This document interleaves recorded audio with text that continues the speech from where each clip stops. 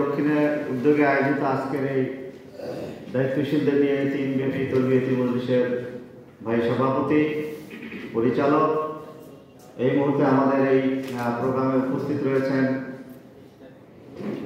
সংগঠনের সম্মানিত আমির হযরত মাওলানা আব্দুল বাসিত আজাদ, কেন্দ্রীয় নেতৃবৃন্দ এবং আমার প্রিয় ডেলিগেট ভাইরা। আজকে এই পর্যায়ে আমাদের সামনে যে আলোচনার বিষয়বস্তু আপনাদের সামনে উপস্থাপন করা হয়েছে সেটা হচ্ছে আমাদের লক্ষ্য, উদ্দেশ্য ও কর্মসূচি। তো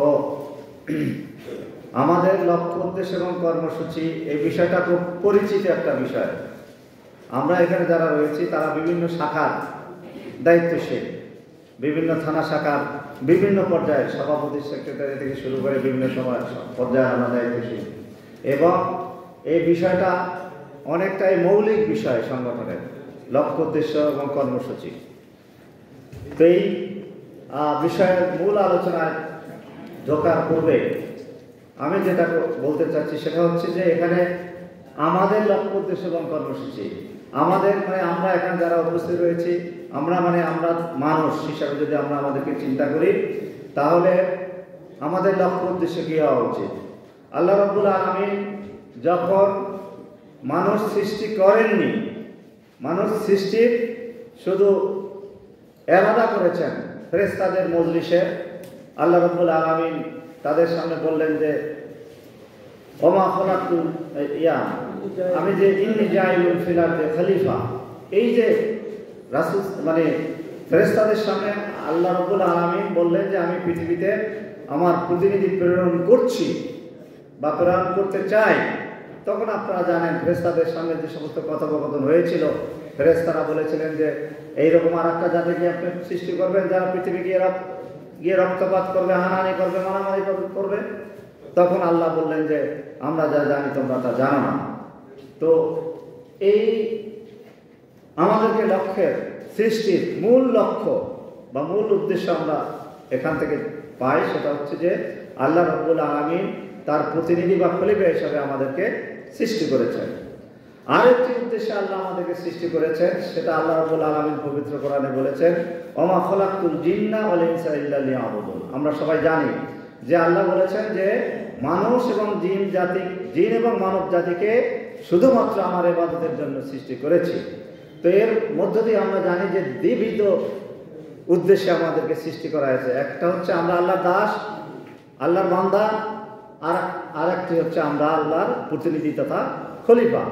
তো আল্লাহর বান্দা হিসাবে, আল্লাহর দাস হিসাবে আমাদের যে দায়িত্ব তার ফরমাবদারি করা, তার গোলামি করা, তার দাসত্ব করা, এবং সেই দাসত্ব হচ্ছে আল্লাহর দেয়া যে হুকুম সেই হুকুম অনুযায়ী আমরা চলবো। আল্লাহ দেয়া যে বিধিবদ্ধ ইবাদত বন্দেগী রয়েছে, নামাজ, রোজা, হজ, যাকাত থেকে শুরু করে এগুলো আমরা যথাযথভাবে পালন করব। কিন্তু প্রিয় ভাইয়েরা, আল্লাহর খেলাফত তথা ইসলামী রাষ্ট্র ব্যবস্থা যদি প্রতিষ্ঠিত না থাকে তাহলে ইবাদত বন্দেগী এগুলো স্বাধীনভাবে সুষ্ঠুভাবে সম্পন্ন করা, পালন করা যায় না। যে রাষ্ট্র ইসলাম নেই, পরাধীন রাষ্ট্রে, দারুল হক যে সমস্ত রাষ্ট্র, সেখানে কিন্তু ইসলামকে যথাযথভাবে পূর্ণাঙ্গভাবে পালন করা যায় না।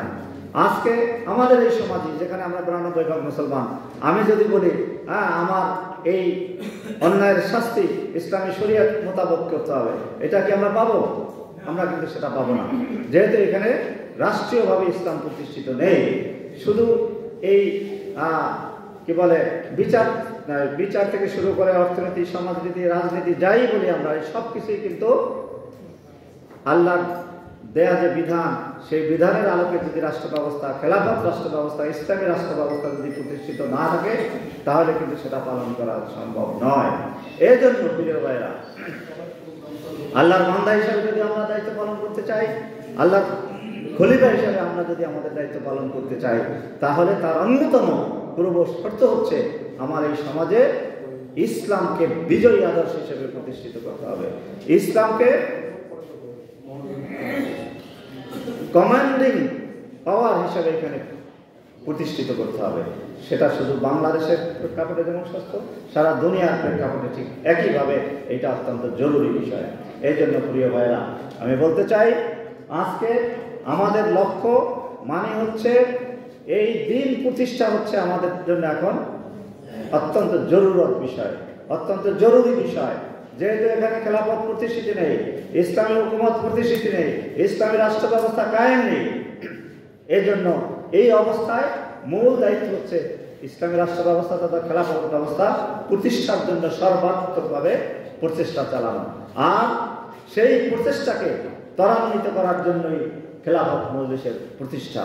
আপনারা জানেন 1989 সালের 8 ডিসেম্বর এই বাংলাদেশের সবুজ জমিনে খেলাফত ব্যবস্থা, খেলাফত আলা মিনহাজুন নবুওয়া প্রতিষ্ঠার জন্য এদেশের হক্কানি ওলামায়ে কেরাম এবং দিনদার বুদ্ধিজীবীদের সমন্বয়ে খেলাফত মজলিস সেদিন প্রতিষ্ঠিত হয়েছিল। এবং সেই প্রতিষ্ঠাকালে পর থেকে আজ পর্যন্ত খেলাফত মজলিস সুনির্দিষ্ট লক্ষ্য, উদ্দেশ্য এবং কর্মসূচিকে সামনে রেখে কাজ করে যাচ্ছে। আজকে আমরা আমাদের সেই লক্ষ্য এবং উদ্দেশ্য নিয়ে আলোচনা করব। প্রথম কথা হচ্ছে, আমাদের মূল উদ্দেশ্য হচ্ছে আল্লাহর যে নির্দেশনা, সেই নির্দেশনা পালনের মধ্য দিয়ে আল্লাহর সন্তুষ্টি অর্জন এবং পরকালীন মুক্তি অর্জন।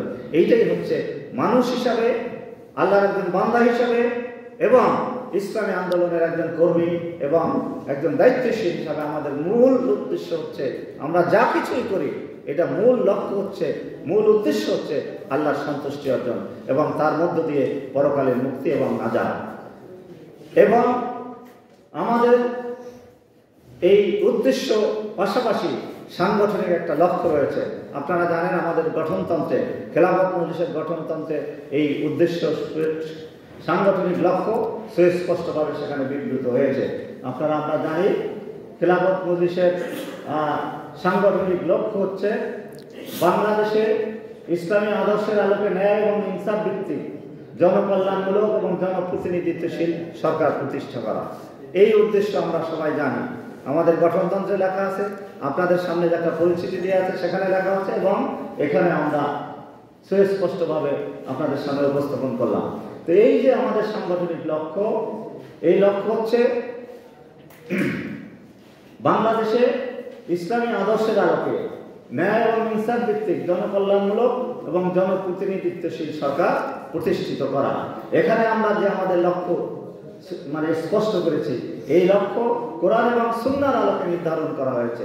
আমরা যিনি খলিফা হবেন তিনি কিন্তু জনগণের প্রতিনিধি হবেন, জনগণের মতের ভিত্তিতেই তিনি খলিফা তথা রাষ্ট্রের বা সরকারের প্রধান নিযুক্ত হবেন।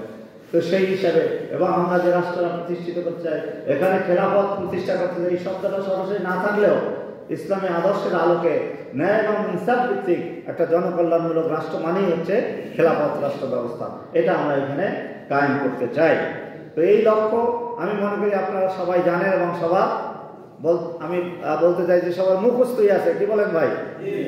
হ্যাঁ, মুখস্থ যদি নাও থাকে আমরা অন্তত এই ছোট্ট কয়েকটা শব্দের যে আমাদের লক্ষ্য এটা মুখস্থ করবো এবং এটা প্রত্যেকটা শব্দ, প্রত্যেকটা অক্ষর এখানে কিন্তু অত্যন্ত বিভিন্ন দিক বিচার বিশ্লেষণ করে এখানে সন্নিবেশিত করা হয়েছে, গঠনতন্ত্রে উপস্থাপন করা হয়েছে। এই জন্য আমরা যখন দাওয়াতি কাজ করতে যাব, অন্তত আমাদের লক্ষ্যটা যাতে আমরা নির্দ্বিধায় সবার সামনে তুলে ধরতে চাই, সেই লক্ষ্যটা কি আপনারা সবাই মিলে একবার করেন। কি লেখা জানে?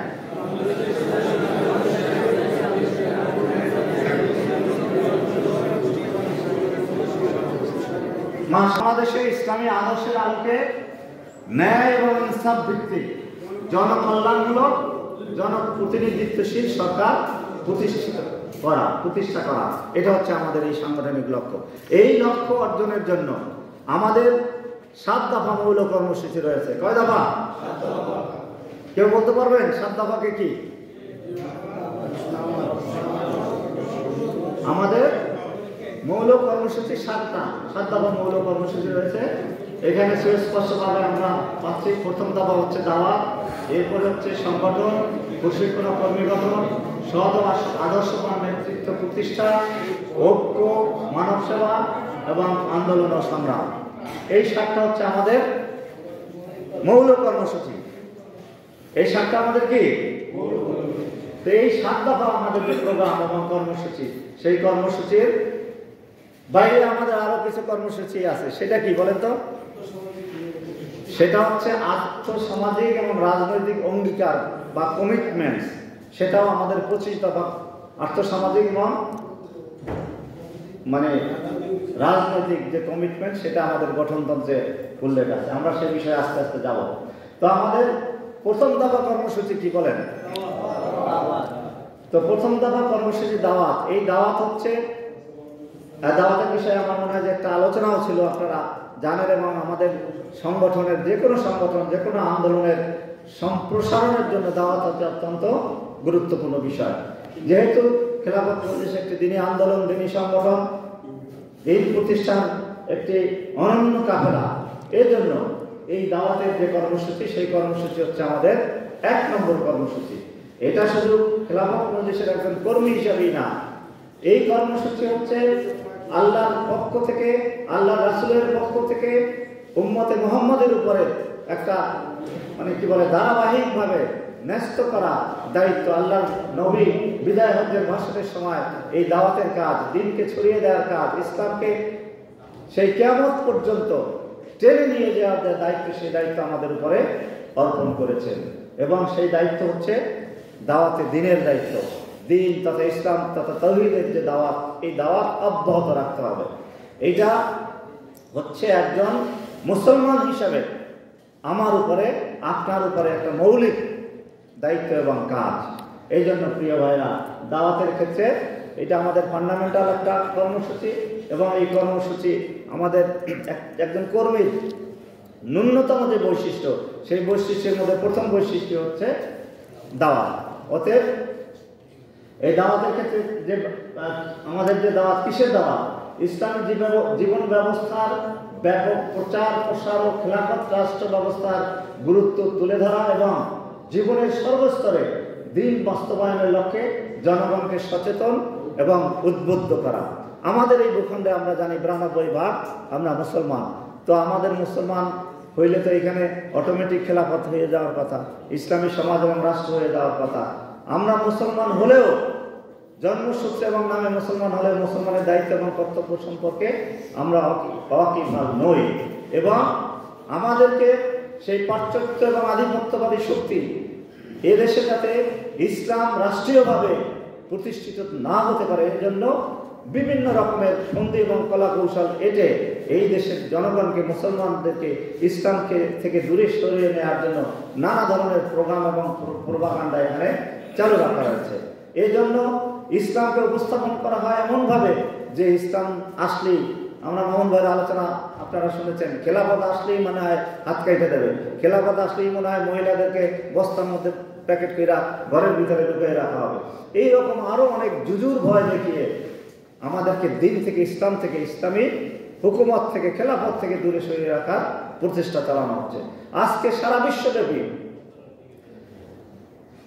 পাশ্চাত্য শক্তি, ইহুদি এবং খ্রিস্টান শক্তি ষড়যন্ত্রমূলকভাবে খেলাফত শব্দটাকে আজকে প্রশ্নের মুখোমুখি দাঁড় করিয়েছেন। আপনারা জানেন সেই আইএস কি আইএস নাকি? হ্যাঁ, আইএস নামের যে একটা সংগঠন, তারা মানে সিরিয়া থেকে বের হয়ে ক্ষমতা নিয়েই মানুষের গলা কাটা শুরু করলো, মহিলাদেরকে এই করলো সেই করলো। পরে দেখা গেল যে এই যে আইএস, এটা সব ইহুদিদের সৃষ্টি। সেই আইএস দুনিয়ার, সারা দুনিয়ায় আইএসের হামলা হচ্ছে, হইল না? সারা দুনিয়ায় মুসলমান অমুসলমান নির্বিশেষে সমস্ত দুনিয়া আইএস হামলা করতে শুনেছি। কিন্তু ইসরায়েলে একবারও কিন্তু আইএস হামলা করে নাই, করছে? এরকম কোনো নজির নাই। অর্থাৎ এইটা ইহুদিবাদ এবং পাশ্চাত্য শক্তি এমনভাবে একটা সৃষ্টি করে এখন খেলাফত নামটাই হচ্ছে একটা নিষিদ্ধ নাম। আপনার বিভিন্ন সোশ্যাল মিডিয়ায় খেলাফত শব্দ দেবেন মানে এটা রেড রেড লাল দেখাবে। একটা মেসেজ আমি দেখলাম যে আমার মোবাইল থেকে খেলাফত শব্দ লেগে মেসেজ দিলে মেসেজ যায় না। খেলাফতটাকে এমনভাবে এক ভয়াবহ কঠিন একটা মানে ভয়ের শব্দে পরিণত করা হয়েছে। তো এগুলো সব কিছুই হচ্ছে ষড়যন্ত্রের অংশ। খেলাফত হচ্ছে একটি মানবীয় ব্যবস্থা, একটি মানবীয় মূল্যবোধ সম্পন্ন একটি ব্যবস্থা। মানুষের দুনিয়ার কল্যাণ এবং আখিরাতের মুক্তির একমাত্র ব্যবস্থা হচ্ছে খেলাফত। এই জন্য ইসলামী জীবন ব্যবস্থার প্রচার প্রসার এবং খেলাফত ব্যবস্থার যে গুরুত্ব, খেলাফত ব্যবস্থার ইম্পর্টেন্ট অফ খিলাফা, এটা আমরা জনগণকে বোঝাতে হবে যে মানুষের নিজের মন গড়া মতবাদ দিয়ে রাষ্ট্র পরিচালনা করলে সেই সব কিছু হিসাব নিকাশ করে রেজাল্ট দেখা যাচ্ছে যে এটা জুলুম, শোষণ, দুর্নীতি এবং দুঃশাসনের একটা ব্যবস্থা। আমরা সারা দুনিয়ায় সমাজতন্ত্রের নামে এক সময় দেখা গেল যে সমাজতন্ত্রের কি সুন্দর স্লোগান, কিন্তু আদতে দেখা গেল এই লক্ষ লক্ষ মানুষের রক্তপাতের মধ্য দিয়ে যে সোভিয়েত ইউনিয়ন প্রতিষ্ঠিত হয়েছিল, যে কমিউনিজম প্রতিষ্ঠিত হয়েছিল, সেই কমিউনিজম একটা সময়ের ব্যবধানে দেখা গেল তারাই একটা শোষকে পরিণত হলো। এবং একটা সময়ের ব্যবধানে আমরা আপনাদের সামনে 90-এর দশকের কমিউনিজমের পতন আমরা দেখেছি। তো এরপরে এই যে গণতন্ত্রের নামে যে ক্যাপিটালিজম, এই ক্যাপিটালিজমের মধ্য দিয়েও মানুষ তার অর্থনৈতিক মুক্তি এটা কিন্তু অর্জন করতে পারেনি। আজকে সারা দুনিয়ায় যারা অর্থ এবং পুঁজির মালিক তারা মানুষদেরকে কিভাবে শোষণ করে, আজকের মে দিবসের বিভিন্ন আলোচনায় আপনারা এগুলো শুনেছেন।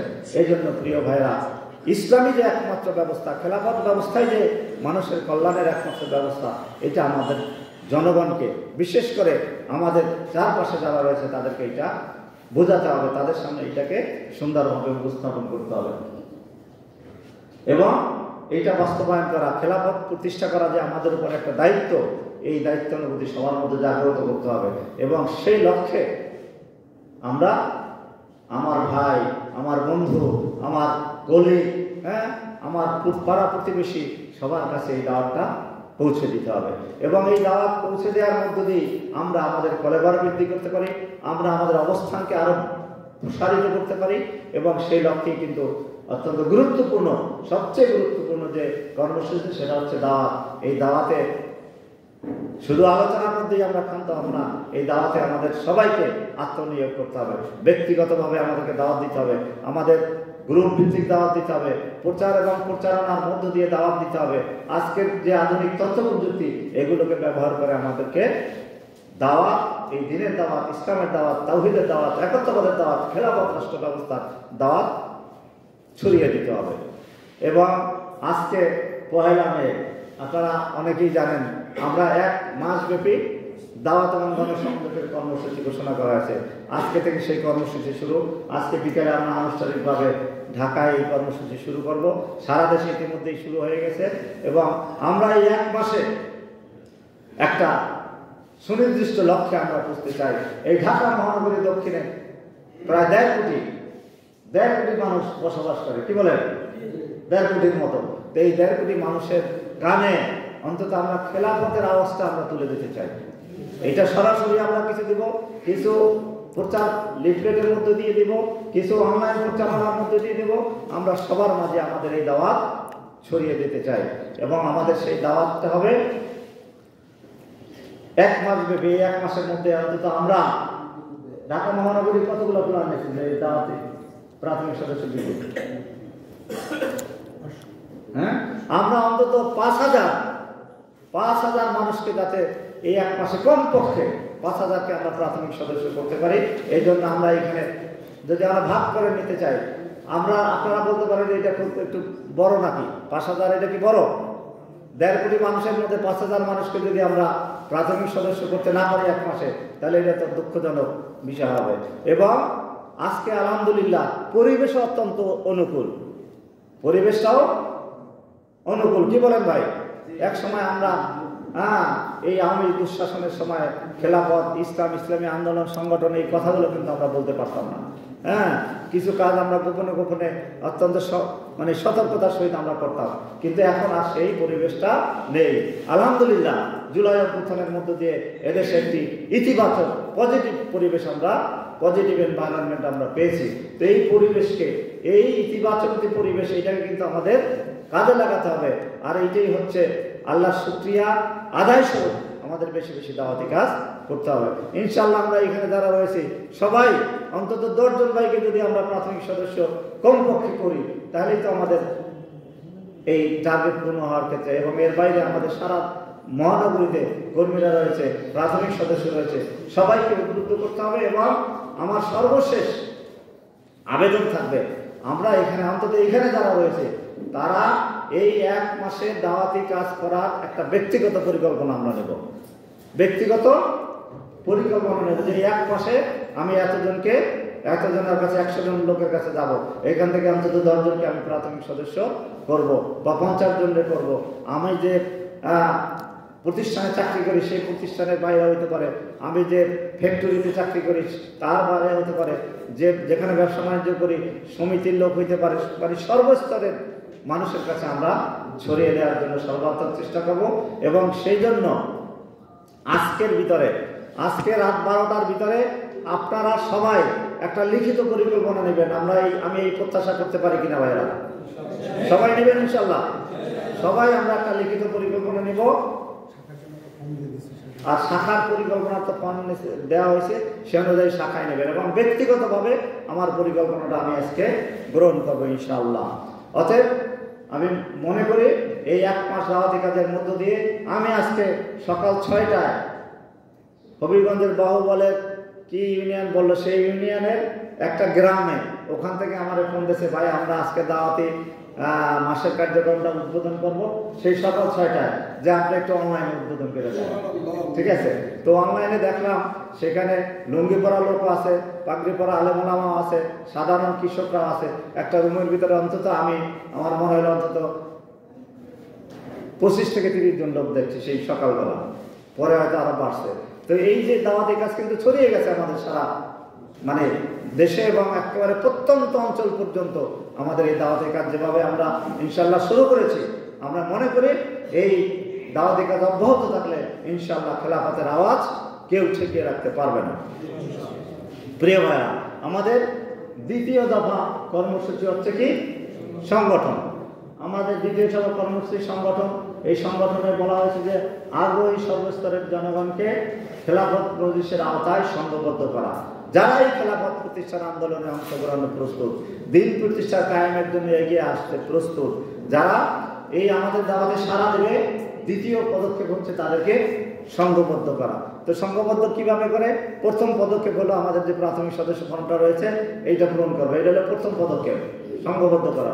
এই প্রাথমিক সদস্য ফর্ম পূরণ হওয়ার সাথে সাথে পরপরই তাকে কিছু কাজ তাকে দিয়ে করাইতে হবে। 1 নম্বর কাজ হলো তাকে একটা দায়িত্ব দিতে হবে। সে যে অঞ্চলেই হোক, যেখানেই হোক, সে আমাদের সংগঠনে আসার সাথে সাথেই তাকে একটা দায়িত্ব দিতে হবে। প্রথম দায়িত্ব হয়তো সংগঠনকে আপনি একটু ভালোভাবে পড়াশোনা করেন, আপনি আপনার পাশের যারা আছে তাদেরকে দাওয়াত দেন, আর মৌলিক যে সমস্ত আমল আখলাক ইবাদত বন্দেগী সেই দিকে উদ্বুদ্ধ করা, কিছু পড়াশোনা করতে উদ্বুদ্ধ করা, তো ইত্যাদির মধ্য দিয়ে তাকে সংঘবদ্ধ করা। আমরা জানি এই একজন আদর্শ কর্মী যদি আমরা গড়ে তুলতে পারি তাহলে একটা আদর্শ সংগঠন আমরা গড়ে তুলতে পারবো। এই জন্য একজন কর্মীর যে মৌলিক যে কয়েকটা কাজ, 1 নম্বর হচ্ছে সে দাওয়াতি কাজ করবে, 2 নম্বরে আমাদের যে সমস্ত বৈঠকাদি রয়েছে, প্রোগ্রাম আদি, সেখানে তাকে হাজির হতে হবে বা হাজির করার চেষ্টা করতে হবে, 3 নম্বর হচ্ছে